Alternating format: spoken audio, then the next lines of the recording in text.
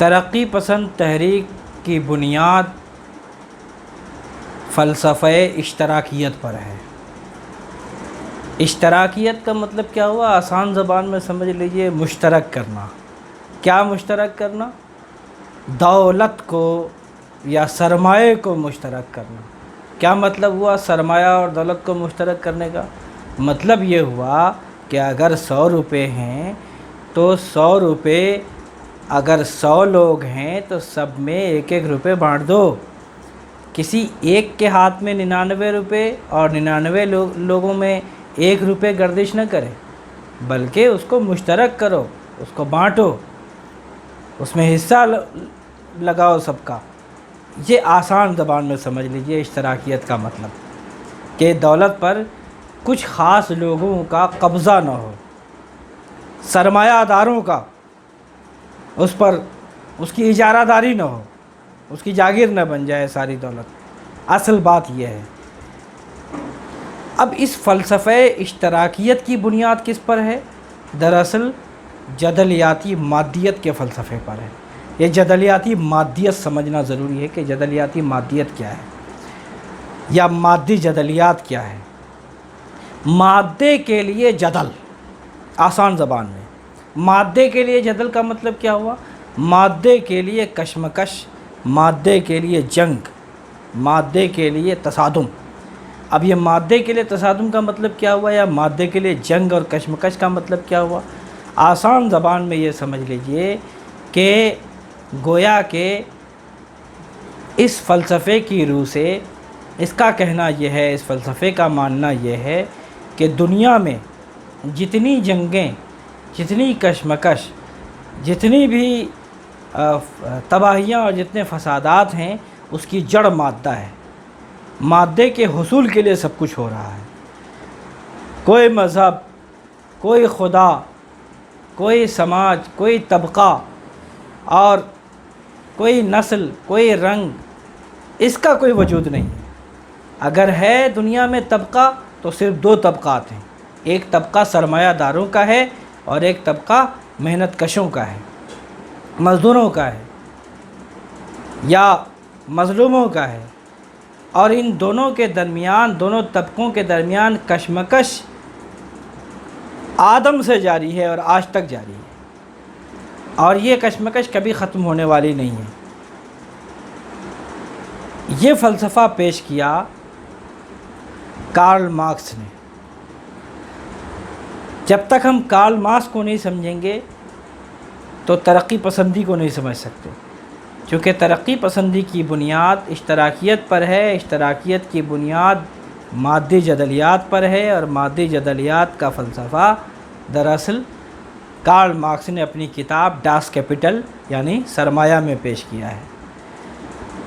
تو Karl Marx کو سمجھنا ضروری ہے، کارل مارکس کی تحریک اور اس کی فکر، اس کے فلسفے کو سمجھنا ضروری ہے۔ لیکن کارل مارکس کو سمجھنے کے لیے بھی دراصل ایک تاریخی کشمکش کو، ایک تاریخی گویا کہ عمل کو سمجھنا ضروری ہے کہ ایسا ہوا کیوں، کارل مارکس نے ایسا نظریہ کیوں پیش کیا۔ تو ہمیں اس کے لیے چرچ سسٹم کی طرف لوٹنا پڑے گا۔ ایک زمانہ تھا جب پورے یورپ میں گویا کہ کلیسائی نظام یا چرچ سسٹم نافذ تھا، اسی کی حکومت تھی۔ چرچ سسٹم یا کلیسائی نظام آسان زبان میں یہ سمجھ لیجئے کہ دراصل اس فکر کا نام ہے کہ جو کلیسا کا پادری ہے وہ خدا کا نائب ہے، اور وہ جو کچھ کہے گا دراصل خدا کی ترجمانی کرے گا، یا خدا جو کچھ کہے گا اس کی ترجمانی اور اس کو سمجھنے کا حق صرف پادری کو ہے۔ اس کا فرمان گویا خدا کا فرمان ہے اور اس کے خلاف کوئی نہیں چل سکتا۔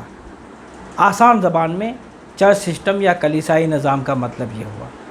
اب اس نظام کی ایک خرابی یہ ہوئی کہ پادریوں نے اور اہل کلیسا نے اپنے ذاتی مفاد کے لیے مذہب اور خدا کا استعمال اور بائبل کا استعمال کرنا شروع کیا، بائبل کی تشریح کرنا شروع کیا۔ اب ان کا اپنا ذاتی مفاد ہوتا تھا، وہ جوڑ دیتے تھے اس کو انجیل سے، بائبل سے، کہ خدا یہ کہتا ہے ایسا کرو، اور فائدہ اپنا اٹھانا مقصد ہوتا تھا ان کو۔ اور اس کے نتیجے میں یہ ہوا کہ انہوں نے تمام تر انسانی ایسے اعمال پر، ایسی تحریکات پر قدغن لگا دیا جس کا کوئی تعلق ان کے مفاد سے ٹکراتا ہو، یا ان کے اپنے فائدے اور ان کے اقتدار سے وہ بات متصادم ہو جاتی ہے۔ تو پادریوں نے اس کے خلاف سخت پابندی عائد کر دی، گویا ایک طرح سے کہہ سکتے ہیں عقل پر پابندی۔ پادری جانتا تھا کہ جس دن انسانی عقل آزاد ہو گئی، انسان نے اپنی عقل سے سوچنا شروع کر دیا، تو ہمارا نظام تہو بالا ہو جائے گا، ہم نے جو بنا رکھا ہے کہ خدا یہ کہتا ہے۔ اس کے نتیجے میں تمام تر سائنسی اور علمی اور تمام تر فنون اور تمام تر افکار و نظریات ایک طرح سے ٹھپ پڑ گئے تھے، کسی کا فروغ نہیں ہو رہا تھا، کوئی نئی سوچ برپا نہیں ہو رہی تھی۔ اسی زمانے میں جب گلیلیو گلیلائی نے دوربین ایجاد کیا اور مشاہدہ اور معائنہ کر کے تجربے کے بعد یہ ثابت کیا کہ زمین سورج کے چاروں طرف گردش کرتی ہے، سورج ٹھہرا ہوا ہے، سورج زمین کے چاروں طرف گردش نہیں کر رہا ہے۔ اب یہ نظریہ جو ہی پیش کیا، کلیسائی نظام میں ہلچل برپا ہو گئی۔ انہوں نے یہ کہا کہ عیسیٰ مسیح چونکہ زمین پر نازل ہوئے، لہٰذا زمین ہی کو یہ حق حاصل ہے، یہ مرتبہ حاصل ہے کہ زمین کو مرکز کائنات ہونا چاہیے، محور ہونا چاہیے، اور زمین کے چاروں طرف ساری کائنات گردش کرے گی، زمین کسی کے چاروں طرف گردش نہیں کرے گی۔ اور گلیلیو گلیلائی کو مجبور کیا کہ تمہیں معافی مانگنی ہوگی، تمہیں اپنا نظریہ واپس لینا ہوگا، ورنہ تمہاری سزا پھانسی ہوگی۔ چنانچہ پھانسی کی سزا سنا دی گئی۔ دلچسپ بات یہ ہے کہ پھانسی کے پھندے پر جاتے ہوئے جب آخری موقع گلیلیو گلیلائی کو دیا گیا کہ تم اپنے نظریے سے دوبارہ رجوع کر سکتے ہو، تمہیں معافی مل جائے گی، تو انہوں نے پھانسی کے پھندے پہ جا کے اعلان کر دیا کہ میں اپنا نظریہ واپس لیتا ہوں اور اعلان کرتا ہوں کہ زمین سورج کے چاروں طرف گردش نہیں کر رہی ہے، بلکہ سورج زمین کے چاروں طرف چکر لگا رہا ہے۔ چنانچہ ان کو معاف کر دیا۔ ان کے شاگردوں نے ان سے کہا کہ آپ موت کے خوف سے آپ نے جو ہے اپنا نظریہ واپس لے لیا، جبکہ آپ جانتے ہیں کہ آپ کا نظریہ سچا ہے۔ انہوں نے کہا کہ ہاں میں جانتا ہوں، لیکن ذرا سوچو کہ اگر میری جان بچ گئی تو اس میں کیا حرج ہے، جبکہ حقیقت نہیں بدلی ابھی تک۔ حقیقت آج بھی وہی ہے کہ میں 1,00,000 بار بھی کہہ دوں کہ سورج زمین کے چاروں طرف چکر لگا رہا ہے، زمین ٹھہری ہوئی ہے، پھر بھی یہ نظریہ میرا غلط ہوگا۔ حقیقت یہ ہے کہ زمین ابھی بھی سورج کے چاروں طرف گردش کر رہی ہے۔ یہ اور بات ہے کہ میری جان تو بچ گئی کم سے کم، حقیقت تو اپنی جگہ اٹل ہے۔ بہرحال اس عقل پر بندش اور پابندی کے خلاف ایک انقلاب برپا ہوتا ہے، ایک بغاوت کی لہر چل پڑتی ہے پورے یورپ میں اور پوری دنیا میں، اور وہ بغاوت 3 سطح پر برپا ہوتی ہے: مذہبی سطح پر، فکری اور فلسفیانہ سطح پر، سیاسی اور سماجی سطح پر۔ مذہبی سطح پر جب بغاوت ہوتی ہے تو ہم دیکھتے ہیں کہ مارٹن لوتھر کنگ جیسا باغی پیدا ہوتا ہے، جو ایک نیا فرقہ وجود میں لاتا ہے عیسائیت میں۔ پروٹسٹنٹ کہتے ہیں اس کو، احتجاجی فرقہ، کیتھولک اور آرتھوڈکس کے مقابلے میں، یعنی چرچ سے وابستہ کلیسا سے وابستہ نظام عیسائیت کے خلاف ایک بغاوت جو پیدا ہوئی، وہ پروٹسٹنٹ فرقہ ہے۔ مارٹن لوتھر کنگ وہ اپنے طور پر عوامی زبان میں ترجمہ کرتا ہے بائبل کا، اور کہتا ہے کہ بائبل پر کسی کی جاگیر نہیں ہے، یہ خدا کا کلام ہے، اور عوام اور خدا کے درمیان کوئی حائل نہیں ہو سکتا۔ وہ بہت بڑی بغاوت تھی۔ اسی طرح سے فکری اور فلسفیانہ سطح پر بغاوت ہوئی۔ نتشے ایک بہت بڑا فلسفی ہوا، اس نے کتاب لکھی دی ڈیتھ آف گاڈ، خدا کی موت۔ اس نے کہا کہ ایسا خدا جو عقل پر تالا لگاتا ہے، جو سوچ پر پابندی عائد کرتا ہے، جو ہمیں آزاد نہیں رکھتا، جو مجبور کرتا ہے، ہم ایسے خدا کو پھانسی کے پھندے پہ لٹکا دیں گے۔ ایسے خدا کی ہمیں کوئی ضرورت نہیں ہے۔ The death of God, God خدا کی موت کا اعلان کرتا ہے اور کہتا ہے کہ انسان اپنی قوتوں کو مجتمع کر لے اور اس کو دریافت کر لے تو وہ سپر مین بن سکتا ہے، فوق البشر بن سکتا ہے، اور دنیا کو زیر نگی کر سکتا ہے، اور دنیا پر کائنات کو تسخیر مسخر کر سکتا ہے۔ تو مذہبی فکری سطح پر، فلسفیانہ سطح پر یہ بہت بڑی بغاوت تھی کلیسائی نظام کے خلاف۔ سیاسی اور سماجی سطح پر جو بغاوت رونما ہوئی ہے وہ کارل مارکس کی شکل میں رونما ہوئی ہے۔ اس نے ڈاس کیپیٹل لکھا اور کہا کہ یہ روح اور یہ نسل اور یہ اخلاق اور یہ کہنا چاہیے کہ سارا فلسفیانہ نظام یہ سب کچھ نہیں ہے، بلکہ اصل لڑائی تو طبقاتی لڑائی ہے، اصل لڑائی مادے کی لڑائی ہے۔ چاہے چرچ سسٹم ہی کیوں نہ ہو، وہ بھی مادے کے حصول کے لیے ہی سب کچھ کر رہا ہے، لہٰذا مادہ ہی سب کچھ ہے۔ اس نے مادی جدلیات کا نظریہ پیش کیا اور اس کے مقابلے میں ایک سیاسی نظریہ پیش کیا کہ دنیا میں اشتراکی نظام قائم ہونا چاہیے، کلیسائی نظام کا خاتمہ ہونا چاہیے، اور ایک ایسا نظام جہاں دولت پہ کچھ خاص لوگوں کا قبضہ نہ ہو، وسائل و ذرائع پہ کچھ خاص لوگوں کا قبضہ نہ ہو، بلکہ جو مشترک ہو، اور ظلم کو ختم کیا جائے، معاشی انصاف، معاشی برابری اور معاشی یا مادی مساوات قائم کیا جائے۔ اس نظریے کی بنیاد پر کمیونزم کی تحریک، سوشلزم کی تحریک چلی ہے، اور سب سے پہلے اس کا عملی نفاذ روس میں ہوا ہے۔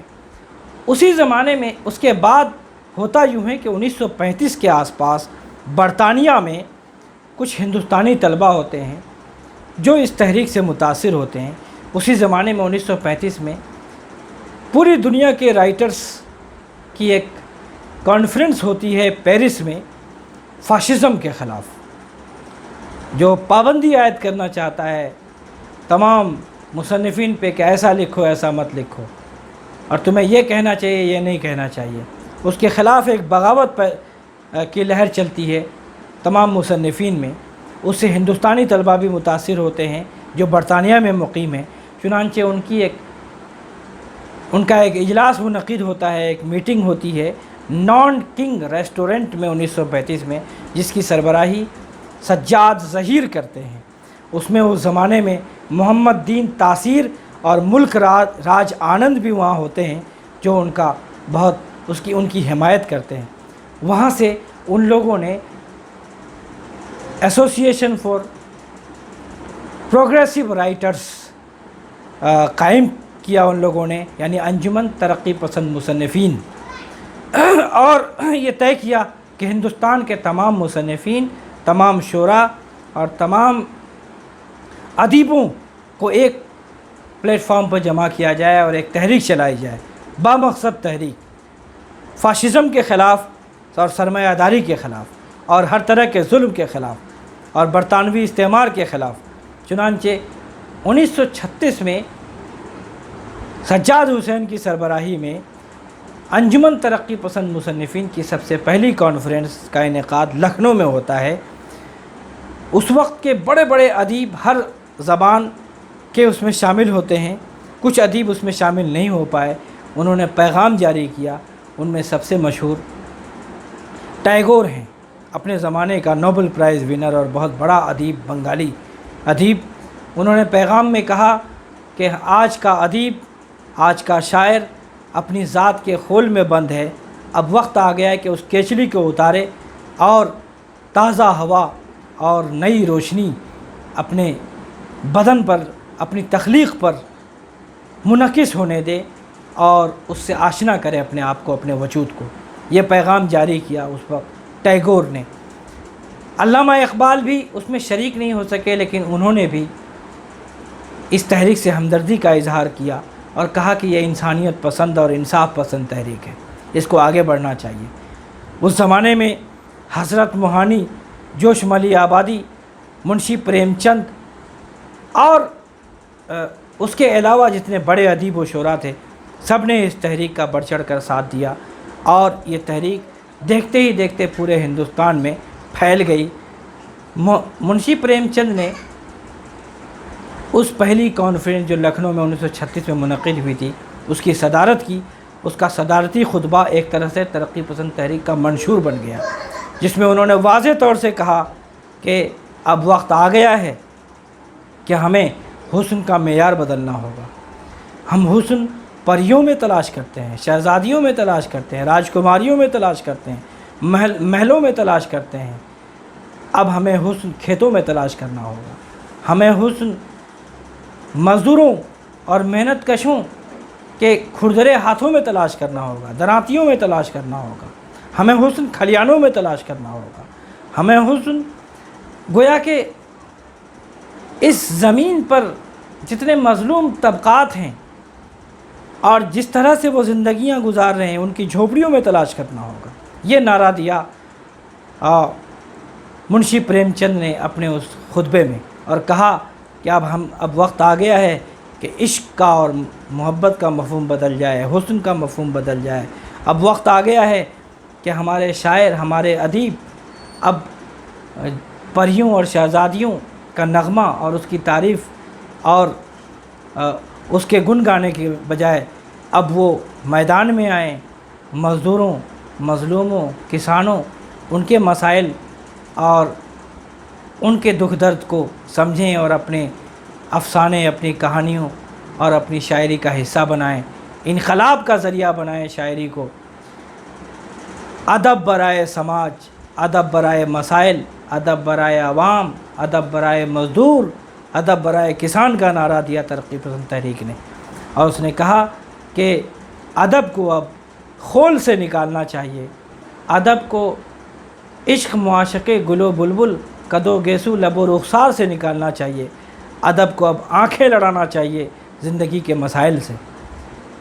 چنانچہ بڑی کھیپ اس میں آئی، ناول نگار، افسانہ نگار، شاعر، نقاد، دانشور ہر طبقے سے اس میں شامل ہوئے، جس میں علی سردار جعفری، مجروح سلطان پوری، کیفی اعظمی، جوش ملی آبادی اور مختوم محی الدین اور نہ جانے مطلبی فرید آبادی اور اتنے بہت سے شعراء اس زمانے کے، ساحر لدھیانوی، مجاز، تمام اس تحریک کا حصہ بنے اور اس تحریک کو انہوں نے آگے بڑھایا۔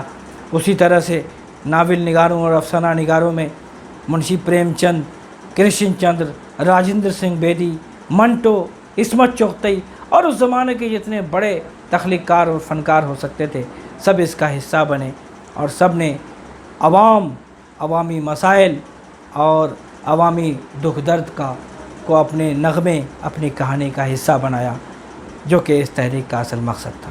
لیکن اس تحریک کا ایک نقصان یہ ہوا کہ اس تحریک نے موضوعات اور مسائل اور مواد کو زیادہ اہمیت دی، ادبیت اور شعریت مجروح ہو گئی، ادب زیادہ تر پروپیگنڈا بن گیا، زیادہ تر نعرے بازی ہو گئی، زیادہ تر انہوں نے اسلوب اور حیت اور تکنیک کو نظر انداز کیا، جمالیاتی قدروں کو نظر انداز کیا، جس سے ظاہر ہے کہ ادبیت اور فن کو نقصان پہنچا۔ چنانچہ ترقی پسندوں میں بھی کچھ لوگوں نے اس کو محسوس کیا کہ یہ بہت بڑی کمی ہے کہ ادب سے ادبیت اور شعریت ختم ہو جائے اور صرف نعرے اور پروپیگنڈا اور گویا کہ ایک طرح سے انقلاب زندہ باد ہو کے رہ جائے شاعری اور ادب، بلکہ ادب کو تو پہلے ادب ہونا چاہیے۔ اس کو جن شعراء اور ادیبوں نے انہی ترقی پسندوں میں شدت سے محسوس کیا، ان میں فیض احمد فیض اور اختر الایمان بہت اہم ہیں۔ انہوں نے محسوس کیا کہ یقیناً انقلاب اور سماجی مسائل اور انسانیت نوازی اور انسانی سروکار اور زندگی آمیزی بہت ضروری ہے، لیکن اس شرط کے ساتھ کہ اس میں شعریت مجروح نہ ہو، اور شاعری کی جو شان ہے، تخلیقیت جس کو کہا جائے، اور تخیل کی جو پرواز ہے، وہ کسی بھی طور پر اس کے ساتھ کوئی مفاہمت نہ ہو۔ اس کو سب سے زیادہ شدت سے محسوس کیا فیض احمد فیض اور اختر الایمان جیسے ترقی پسند شعراء نے، اور انہوں نے اس کا بہت پاس و لحاظ رکھا کہ ایک طرف شاعری بھی ہو اور دوسری طرف زندگی کا دکھ درد بھی ہو۔ تو دو بڑے اہم نام ہیں، گرچہ ترقی پسند اس زمانے کے ان سے ناراض بھی ہوئے، جس میں علی سردار جعفری سب سے سر فہرست ہیں. انہوں نے کہا کہ فیض تو دراصل ترقی پسندوں کے میر ہیں اور اس طرح کی باتیں ان کا مذاق اڑانے کے لیے, اور کہا کہ بات کھل کر نہیں کہی جا رہی ہے. یہ منفی طور پر انہوں نے کہا کہ کھل کر بات کہنے کی ضرورت ہے, علامت اور استعارے کی ضرورت نہیں ہے. گرچہ فیض احمد فیض اور اختر علی ایمان کو دیکھیے تو انہوں نے محسوس کیا کہ علامت, استعارہ اور ابہام اور گویا کہ بالواسطہ طرز اظہار کے بغیر شاعری وجود میں نہیں آ سکتی, لیکن اس کے مقابلے میں وضاحت, صراحت, قطعیت, دو ٹوک انداز بیان اور براہ راست اظہار, اس کو ترقی پسندوں نے اپنا ایک شیوا بنا لیا, جس کا نقصان آگے چل کر ہوا. اور اس کے خلاف بھی تحریک چلی جس کو ہم حلقہ ارباب تحریک کے نام سے جانتے ہیں, اس پر بعد میں گفتگو ہوگی.